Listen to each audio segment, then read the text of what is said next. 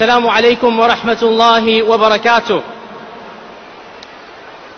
Let me begin today's talk by a story, a real story that occurred almost 1,000 years ago, when the world was a very different place and the Muslims had the upper hand. It so happened that in a certain battle, the Sultan of the Muslims, the leader of the Muslim Ummah, by the name of Sultan Alp-Arsalan, faced the leader of the Roman Empire, the Emperor of Byzantium, Romanos IV. In this battle, the Muslim Khalifa was on one side, and the Roman Emperor was on the other side. And it so happened that the Muslims won a resounding victory over the Christians. And the Muslim Emperor, or the Muslim Khalifa, managed to take the Christian Emperor as a prisoner of war.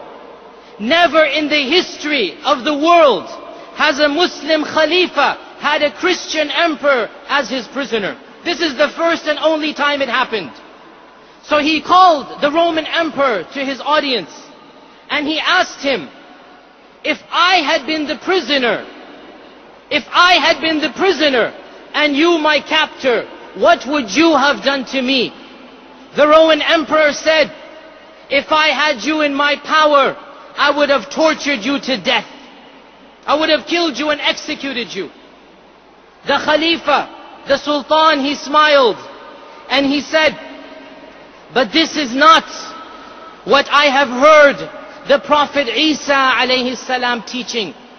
I have heard that your Prophet, the Prophet Isa alayhi salam, teaches forgiveness and gentleness.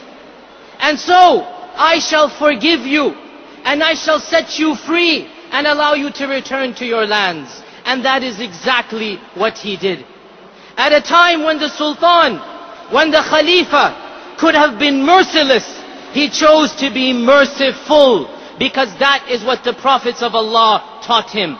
And by quoting Jesus Christ, by quoting Isa ibn Maryam to the Emperor of Rome, it was as if he was saying, you are not the real followers of Jesus Christ.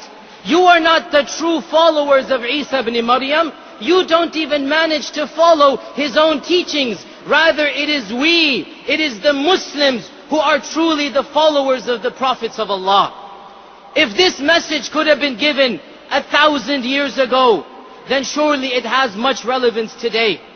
If the Muslims could demonstrate their mercy at a time of power, they could demonstrate their forgiveness and tolerance, then how much more so do we need to embody those very traits?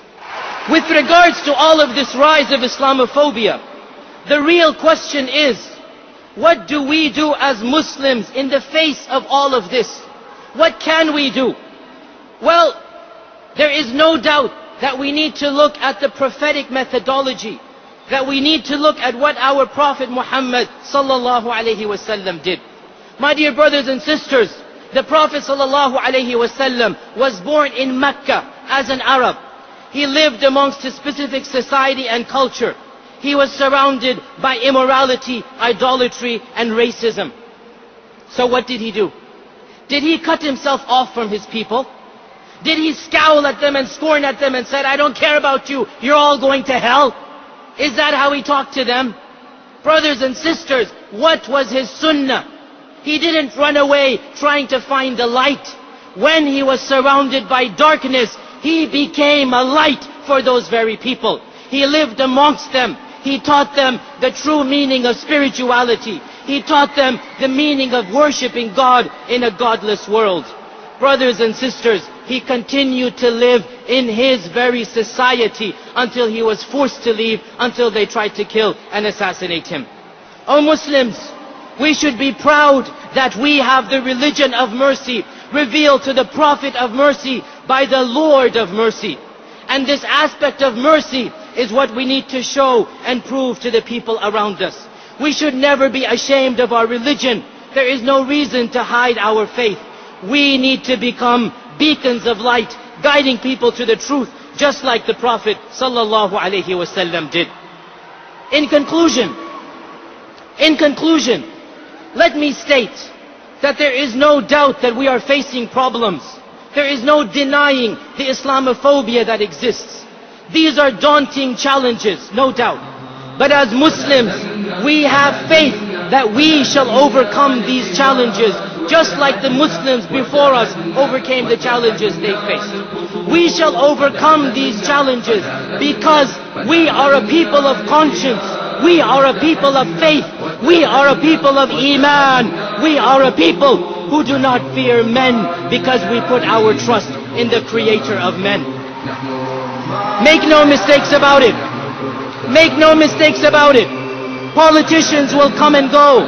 Leaders will come and go. Countries and nations will rise and fall. Even you and I one day shall be no more. But the Muslim Ummah shall remain. This religion of Islam will flourish. Its followers will always be a visible presence on earth. Because we stand up for justice. We call for righteousness. We speak out against evil. We protect the weak.